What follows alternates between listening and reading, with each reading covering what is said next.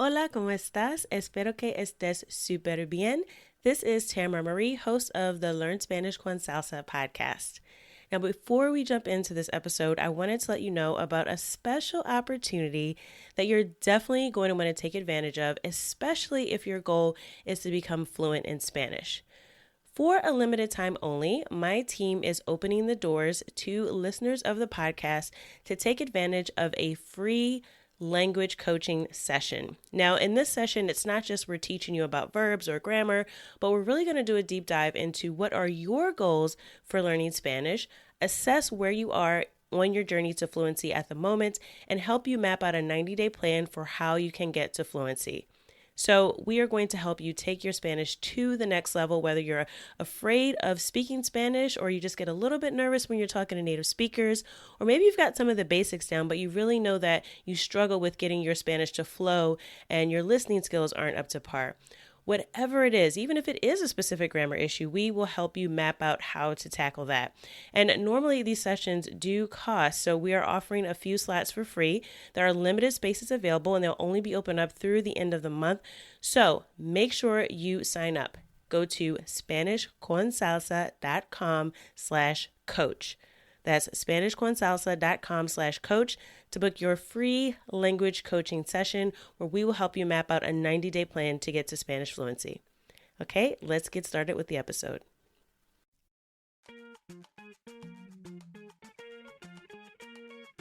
Bienvenidos!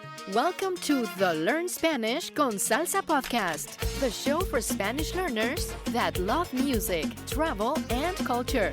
Close your grammar textbooks, shut down the language apps, and open your ears to how Spanish is spoken in the real world. Let us show you how to go from beginner to bilingual. Here is your host, certified language coach, Tamara Marie. Hola y bienvenidos al episodio 63.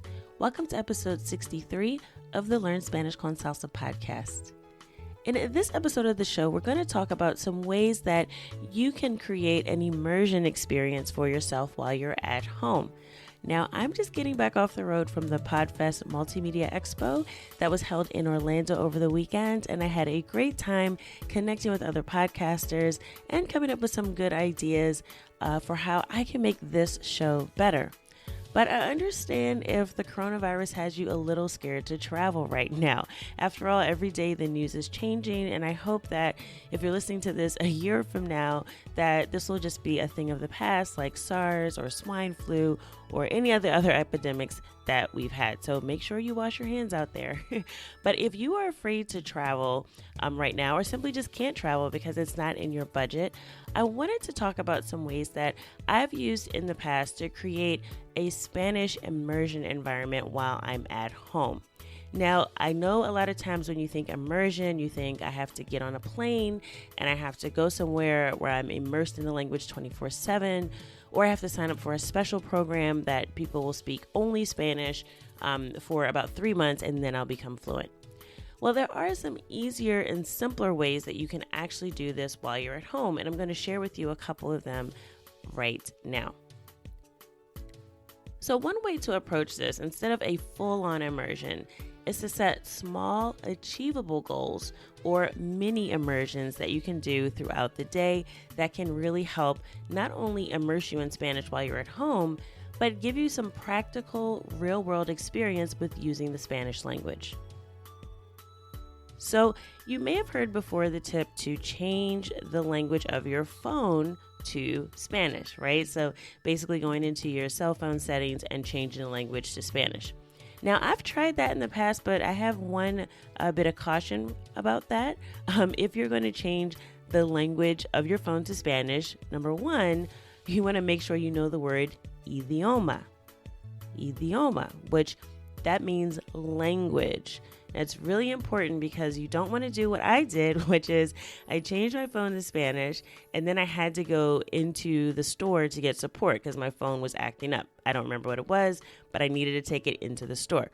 And I gave it to the guy at the counter. I said, hey, I need help with my phone.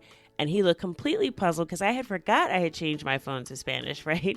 So the word idioma means language, and you'll need to know that when you need to change your settings back to English. So if you're going to give someone else your phone, like if you need technical support, make sure you know the word idioma so that you can go there and switch it back to English. Okay. So that's not the only reason I don't recommend changing your whole cell phone over. Really, it's not super useful. I mean, you will learn some technological terms. It will change some of your apps to Spanish. But there is a simpler way that you can do that. So the first thing I would recommend for a sort of a mini immersion you can do at home is to change some of your apps to Spanish. So this isn't as dramatic as changing over your whole phone, and it will prevent you from accidentally deleting everything on your phone if you don't know some of the Spanish terms while you're going through the settings. Okay, so pick one or two apps that you use pretty frequently and go to the settings for those apps and change them to Spanish. Now, another thing you might want to do if you haven't already, and this will vary depending on your phone, whether it's a type of Android or iPhone, is you want to add a Spanish keyboard to your phone so you can type the letters with accents, some of the punctuation as well, the letter ñ, for example. So change over your keyboard or add a Spanish keyboard to your phone. And then just pick one or two apps that you use pretty frequently and start to use those in Spanish. Now, the great thing about those apps is that since you use them frequently, you're already familiar with what the settings are, so you really will be picking up the language from, oh, this is how you say this in Spanish, or this is how I would do this in Spanish. So it's a very, very simple way to get some experience with using Spanish in a way that you already use it in your day-to-day life. So tip number one is to just change one or two apps that you use frequently into Spanish on your phone. Hopefully you find that a little bit less intimidating than changing over your entire phone language to Spanish. Now, my next tip, and this one is related, but it's a little bit different, is I call this the GPS test. Okay, so being able to follow directions is a very important skill when you're traveling. So this is a way that you can practice that before you even go anywhere or just when you're around town. If you change the language of your GPS to Spanish, then you'll be able to practice following directions and learning the vocabulary of giving directions and going to different places in Spanish. Now, from a nerdy grammar perspective, it does help to get familiar with the imperative or command tense of some of the verbs that are used. And most of the GPSs are going to use the formal tense, so they're going to use usted. So you'll get some exposure to the command tense if you want to learn a little bit of grammar as well. Now, there is a way to do this that's safe and simple so that you don't end up stressed out, lost, or confused. So first, when I did this, I used my GPS to navigate home when I was leaving a destination. So this meant I pretty much knew the routes, so I knew what it was going to tell me. So it was relatively low risk. But I was able to familiarize myself with the commands, and I also learned some new words, like how to say make a slight right turn, not just make a right turn. This is also an effective learning method because the same instructions are repeated over and over again. So this is a way to hear Spanish, although it may be a robotic sounding voice, but you hear the instructions over and over again, so you get to become familiar with the vocabulary and you learn it pretty well. Now, after you do this a couple of times, going to a destination that you're already familiar with, I would suggest to navigate to a few places that you've never been before and see if you make it there without getting lost. So this can be a great trick. Now, I will walk you through very briefly how to do this in Google Maps. And again, this is if you're just going to change the app. Now, I will say, if you go with the approach of changing over your entire phone, your phone will do this for you automatically. But if you just want to do the same in Google Maps, you just open the Google Maps application. And again, I'll include some directions for this in the show notes page as well. It's going to be at learnspanishconsalsa.com/63. That's learnspanishconsalsa.com/63 for episode 63 of the podcast. And I'll try to give you some hints and tricks for how to do this. But basically, you're going to go to click on your profile if you're within the Google Apps map. The Google Maps app, the Google Apps map. Okay. So you're going to go into your profile. So if you have like a picture or an icon in the top right hand of the screen, and again, I have an Android, so if you have an iPhone, this may be a little different. And you're going to go scroll down to where it says settings. And under settings, you're going to scroll down again to where it says navigation settings. Now there it'll give you an option to change the voice. So if you go to voice selection, you can actually select Español. There's an option for España and also Latino America. So of course, if you're listening to this podcast or in the US, I would suggest Español, Latino America, and you can change that over. And that will actually change the voice the next time that you start to navigate somewhere. Now, we'll say this. Another reason why this is pretty cool is because your display may still show up in English. So it sort of depends on, again, how your phone is set up. Technology is always fun to play with. But that even helps too, because then you can still kind of read and check where you're going to make sure you really don't get lost. But the voice will change over to Spanish. So all the voice commands will be given to you 100% in Spanish. Another popular app that people use, I know, is called Waze, because I know that gives you the traffic and everything when you're navigating. So it's waze.com.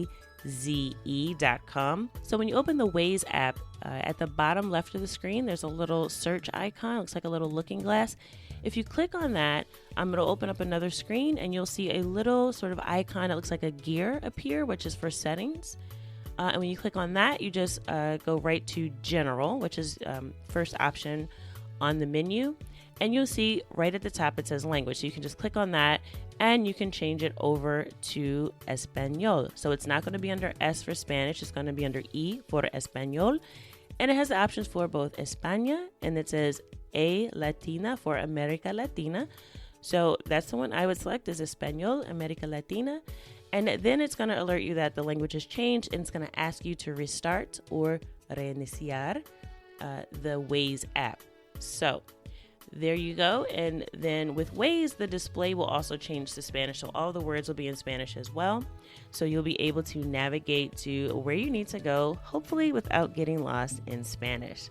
So that's the second thing you can try if you want to create sort of an instant immersion experience at home and get some practice with using Spanish in the real world. Now, my last tip is to actually follow a recipe in Spanish and make a meal. Now, I know some of you may or may not know this about me, but I am a vegetarian. I do not eat meat. So sort of in Latin America especially, that can be a little bit difficult. Also in the US and in the South, where my family's from, it was really difficult to sort of switch over to a vegetarian diet, but I have been a vegetarian for over 20 years now. So it's really something that I've had to learn as I've tried to experience some of the different cuisine from Latin America to find versions of it that are vegetarian. So one site that I really like that has vegetarian options, but again, it also has, traditional options. So if you are a meat eater, no judgment, and you can find a ton of recipes. But one website I like that has both vegetarian friendly and also healthy versions of some of the food that's cooked in Latin America, specifically Dominican Republic. It's called Cocina Dominicana. So that's Cocina Dominicana, which is like Dominican kitchen. And I'll include a link to that in the show notes as well. The thing I love about this website is not only because it provides vegetarian options, it also gives every recipe in both Spanish and English. So again, this is a safe immersion opportunity because you can print out the recipe in Spanish, and you can also, for a backup, look at the English version so you can make sure you know what all the ingredients are and you understand some of the vocabulary, okay? Another great part of this is once you get the recipe, I encourage you to go to a Latin market to purchase some of the supplies or the food or the ingredients that you're going to need to make the dish. Now, in my case, I made the sancocho recipe that was on the Cocina Dominicana website, which was awesome. And the thing about making certain dishes is that it requires ingredients that you may not have in your local food market. But going to a Latin market is also an opportunity to use your Spanish. So I encourage you to find a Latin market if you have one in your community, and go into the Latin market to actually buy some of the ingredients. Probably some of the vegetables and some of the spices that you need are going to be in the Latin market. So one thing you can do if you're super afraid and you don't want to go up and talk to someone and start a conversation, simply go up to the store clerk and ask them if they have something, right? So it's a good way. They'll probably direct you to it. They'll show you where it is, but try to do that in Spanish, right? And so I'm giving you this because it's super easy. You only need to know one word, which is tienen, which is they have, right? So it's the plural form of the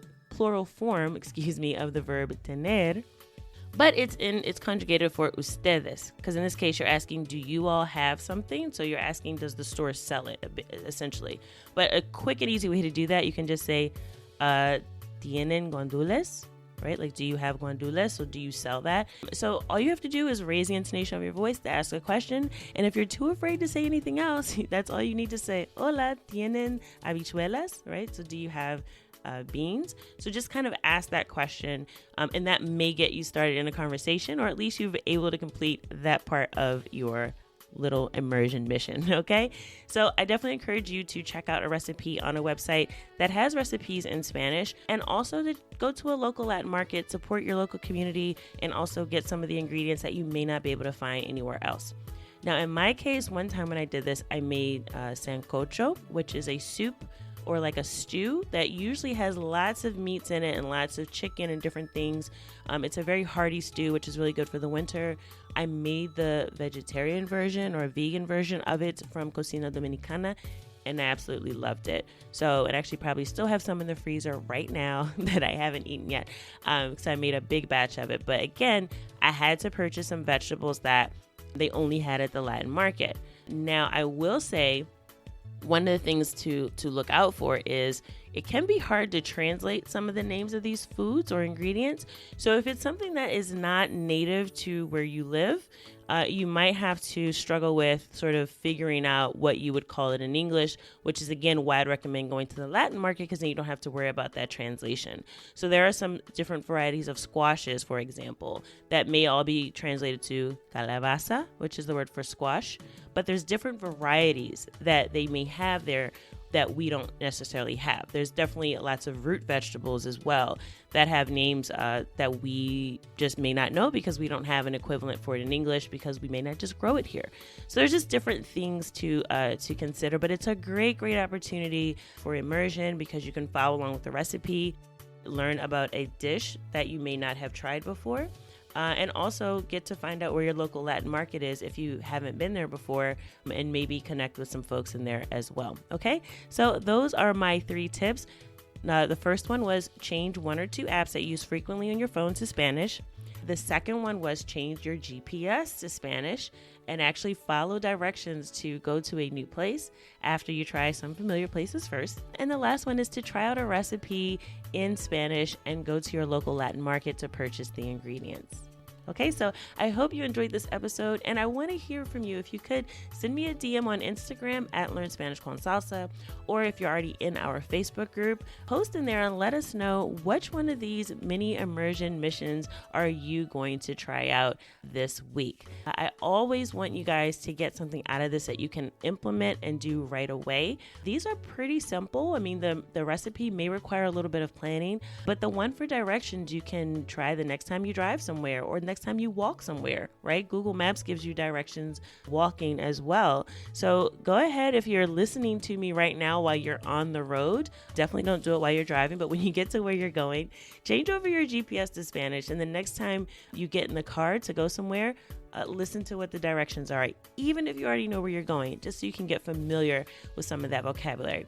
So try to pick one thing that you can do right away, and I guarantee you this will give you some practical experience using the Spanish language in a day-to-day setting, and you can do it at home without having to get on a plane and risk getting sick or just watching your bank account and making sure that you can save up for a really big trip that you want to take in the future. Okay, so that is it for this episode of Learn Spanish con Salsa podcast. As always, I hope you learned at least one thing that will take you one step closer from Spanish beginner to bilingual. Hasta la próxima.